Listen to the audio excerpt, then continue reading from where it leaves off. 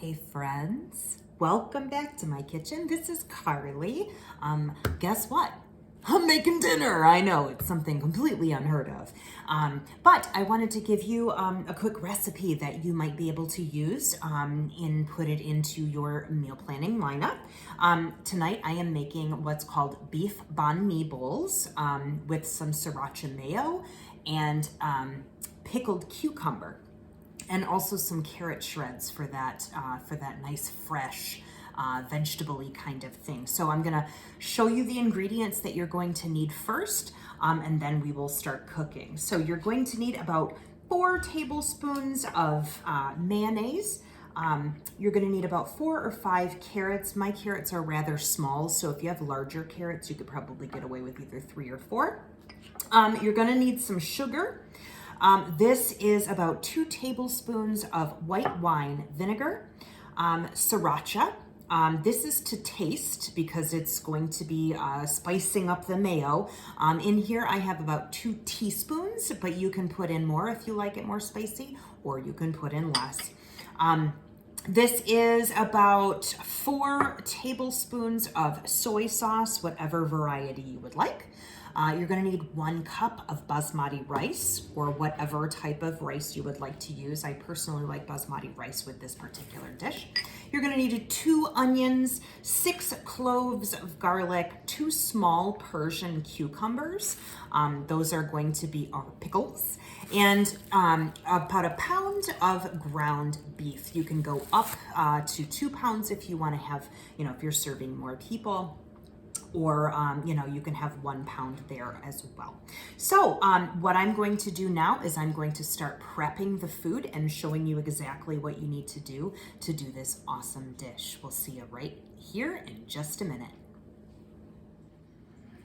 The first thing I am going to do for this recipe is make some quick pickles. And I want to do this first because I do want to give the pickles an opportunity to sit and pickle for a little while. Normal pickles obviously take a lot longer, but when you do a quick pickle, you kind of infuse the flavor very quickly. So the first thing that I'm going to do is I'm going to use my Rapid Prep Mandolin, and I'm going to show you the back right now. This is what the back looks like. It has a knob up here so that you can choose whether you want this to julienne, to chop, or to fry cut. And then all of these down here are the thicknesses. So if you adjust it to 0, it's going to be a very thin cut. And then as you continue to go around the dial, it will become thicker. So what I am going to do is I'm just going to chop this. So it's going to be that circle. And since it's going to be a pickle, I'm gonna do it at about a 2. I don't want it to be real thick because I do want that pickle to be infused with that vinegar. So I'm gonna put this in here. These are my Persian cucumbers. I've washed them and dried them, and basically just cut them so that they fit into the little food chute here. I'm going to put these in here just like this. They should all fit because they're actually quite small. And then all you do is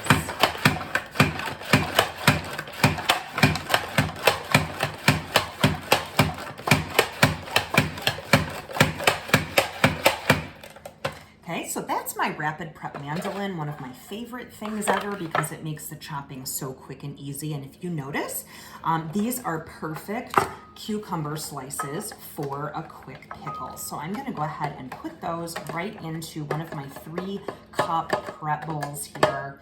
And then I will put together my pickling. So for pickling these particular things, what I am going to add to this is I am going to use my garlic press, and I am going to press in 1 clove of garlic. It doesn't have to be a huge clove of garlic. It's just a tiny little thing for the flavor. Of course, the garlic skin is right in there. You don't have to take it out. You use the little tool to scrape it off and then take the peel right out and either into your compost or your trash. I am going to then add my 2 tablespoons of white wine vinegar. And then I'm going to use my little adjustable measuring spoon here. This one is the teaspoon and this one is the tablespoon. It's kind of hard to see on camera, but essentially what you're going to do is kind of figure out anywhere from 1/8 teaspoon all the way up to 1 teaspoon. And then of course the tablespoon goes from 1 tablespoon down to 1 teaspoon, and these do come in a set. So I want to get 1/2 teaspoon of sugar. So I'm just going to grab the sugar there and sprinkle it over the top. All I need to do here is just kind of mix this up. And you want to kind of mix it once or twice just to incorporate everything, but then come back to it every once in a while and just give it a quick stir so that you mix those bottom pieces of cucumber, you know, around in that white wine vinegar. So the next thing I am going to start is going to be by my basmati rice. So I'll be right back to show you how to do that.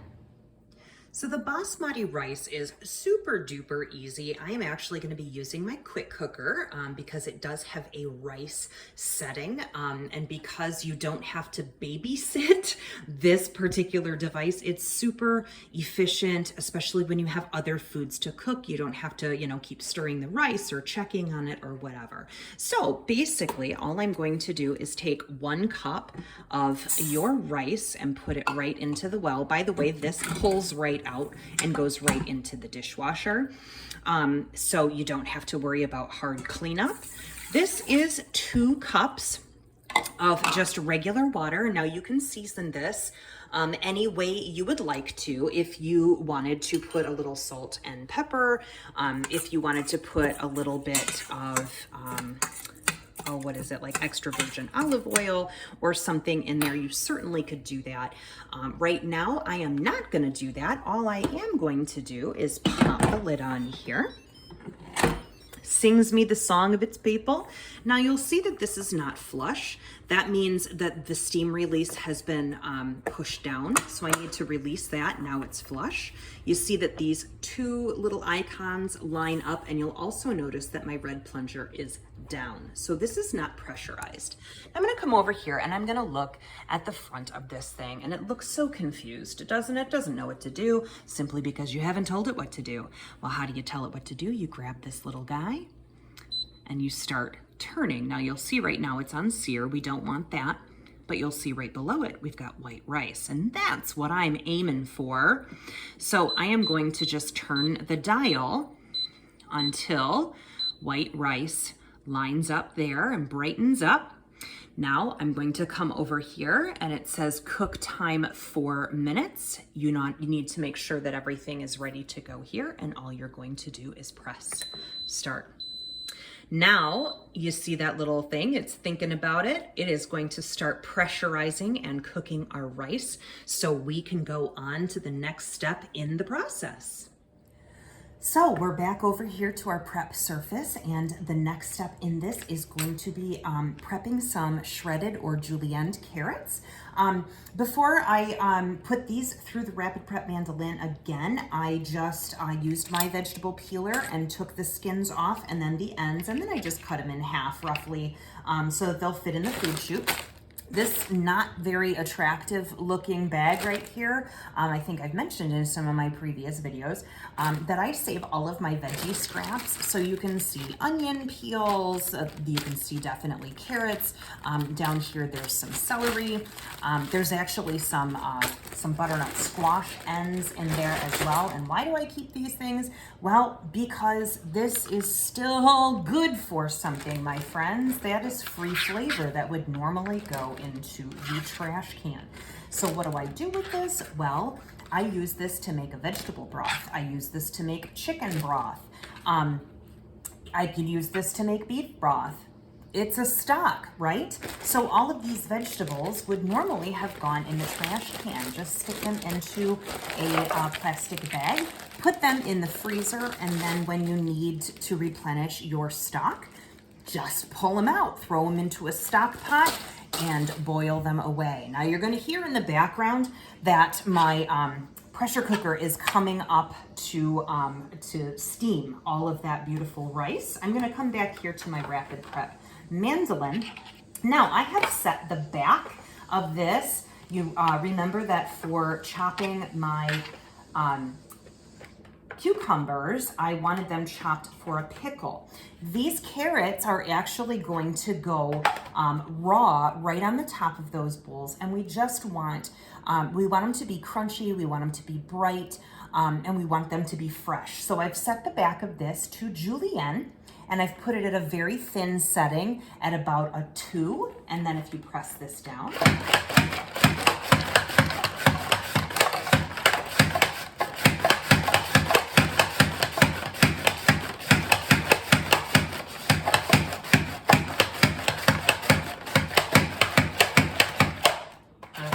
you see how quick and easy that was. A perfect julienne to put right on top of our banh mi bowls. So I'm just gonna go ahead and put this aside. I don't even need another bowl to put this in. I'll just put these right on top. So we're gonna go to the next step in our process. I'll see you back here in just a minute. Here we are with our next step. The next thing we are going to be making is basically the Sriracha Mayo that is going to go over the top. You just kind of drizzle it right over top of the banh mi bowls. It adds a little heat. It definitely adds flavor, and it's totally customizable, so you can do whatever it is that you like. If you want it hotter, add more sriracha. If you like it a little bit more mild, add less. So this is about 4 tablespoons of mayonnaise. And this is, as I mentioned, about 2 teaspoons of sriracha. And I'm gonna put that right in there. And then the other thing I'm going to do is take my beautiful garlic press once again, and I'm gonna press a clove of garlic in there, which of course gives it that garlicky flavor, a little bit of a zing, and then you can pop this right out and either put it into your trash, your compost, or whatever. And then you just give this a quick stir. It's a beautiful, beautiful color. And of course, those flavors will have an opportunity to kind of sit together and marry together while we get the rest of this going.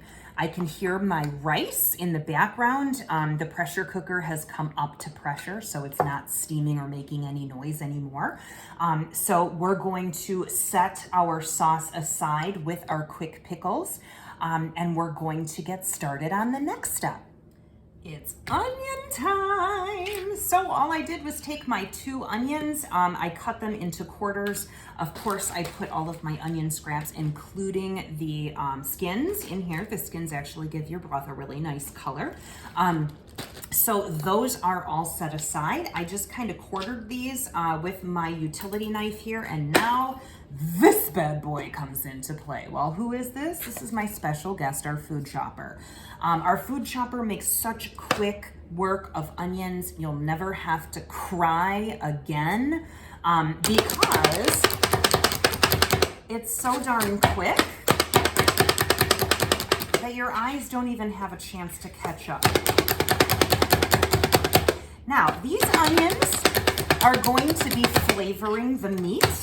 And if you notice in the background, I do have my 12-inch nonstick skillet preheating over there because we are going to be cooking the meat and the vegetables, the onion and the garlic in just a moment. So preparing the onions are simple, quick, and easy. Now I can take this right apart. I just want to show you how it works. So this is the food guard. So basically it keeps your food from flying all over the place, right? We don't need the big mess in the kitchen. We've already got enough to do. Now, this is the blade guard. The blade guard comes right off. And it is a separate piece from this. This is all dishwasher safe. Just put it on the top rack away from the heating element. And then this, of course, this is really cool. Did you know this? Woo! It looks like it's flashing you, doesn't it? I'm sorry, I'm so sorry. So this will open up actually so that none of the food gets stuck up in there. And then basically all you need to do, there's, 2 little prongs on one side, 1 little prong on the other side, and you just kind of pop it all together. This also does have a cap that goes down here, and in the cap you can actually chop nuts. or herbs or something like that.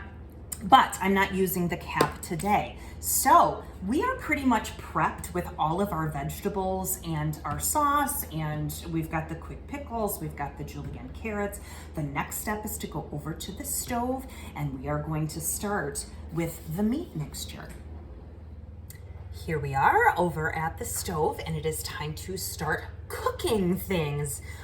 We are going to start by putting those gorgeous onions right into our bowl, right into our pan. Now, I want to show you something that I love about these cooking mats is that if you've got a bowl, like it literally goes right into the bowl. Now this is a little bit different. This is a 12-inch skillet, so I have a lot more surface, but if you're trying to put something into a bowl and trying not to get it all over your floor, these are super nice for that because they fold right up and go right into the bowl. So what I'm going to be doing here, and you can hear that sizzle starting, gotta love that. So I'm going to go ahead and cook these onions down, maybe 4 or 5 minutes, depending on your stove. And we just want them to be translucent. And then once those are translucent, then we will come back to the next step. In the interim, my recommendation is to go over and stir up those quick pickles. Make sure that those are all coated with all of those pickling things. And we'll be back in just a moment. Our onions are looking and smelling fabulous. It's like one of those things when, you know, like you go to a friend's house and they're cooking dinner or something, and it's like the immediately, oh my gosh, your house smells so delicious if you have like onions and garlic cooking on the stove. Something about it. So my onions are translucent. I'm actually going to move them. You can kind of see from a side view, I'm just moving them out of the center of the cooking surface because I am making a little well to put my meat in, because now it is time to add the hamburger. No pretty way of doing that, just flop it down in there. Okay, so the hamburger goes in there. I'm going to let that set for just a second, and right now I'm going to press the rest of my garlic into the pan. I'm actually going to put it right on top of the burger so that when I actually start mixing up the burger, the garlic will get incorporated right into the meat, and that will be kind of, you know, 2 birds with 1 stone. So getting that, I love the garlic press. One of my absolute favorite things. Sometimes like the thing even comes out right on the lid there, and it's so easy to clean. Just throw it in your dishwasher and you're done. So the next thing I'm going to do is take one of my other best products. This is called the Mix and Chop. The Mix and Chop, it looks kind of silly and kind of crazy, but this has been one of our best-selling products for a long time, and for good reason, because you take it and you smush your meat and it breaks it up so nicely and so quickly, as you can tell. And of course, as I'm doing this, the garlic is getting pressed down into the meat, and I'm just kind of breaking up those large chunks. And as you continue, or as the meat continues to cook, you kind of push, I kind of twist it a little bit, and it breaks up those larger chunks. Now, if you remember how we used to do it in the old days, you'd take like a spatula or a wooden spoon and just kind of do this with it, and it's so not effective. So this product is absolutely fabulous for that. Yeah, it looks like a medieval torture device or something you don't want to come across in a dark alley. I totally get it. But now that you know what it's for, you don't have to be intimidated by it anymore. So as this is going to be cooking down, I will just make sure that this meat is nice and broken down. And that's going to take, I'm going to guess probably 6 or 7 minutes, depending on how your stove cooks, and just kind of move that around in the pan. We are going to add a couple more things to this once the meat has cooked through, and then we will be ready to serve, so stay tuned. Okay, so as you can see, the meat is nice and cooked. I have pulled those onions back in from the sides and kind of incorporated it all together. And you see how nice and fine that meat has been chopped up because of that mix and chop. Love that thing. So we're gonna finish up our meat mixture by adding our soy sauce. This is just mostly for flavor. It'll kind of burn off as we go. This is 2 teaspoons of sugar. I know, a little counterintuitive, like you're actually putting sugar on hamburger meat. And the answer to that is yes. It's a fun, kind of a sweetened flavor profile for the meat. It marries really, really well with kind of the tanginess of our quick pickles, which I've been stirring here and there to make sure that they are completely coated in all of that deliciousness. And then of course we're going to have our delicious basmati rice, which is nice and fluffy. I will take you over to check that out in just a second. And then to finish it off, we'll have those fresh, crunchy carrots and the spicy Sriracha Mayo. So this dish really just has it all. So this is basically just gonna cook down. I can turn the heat down just a bit here and just let this simmer.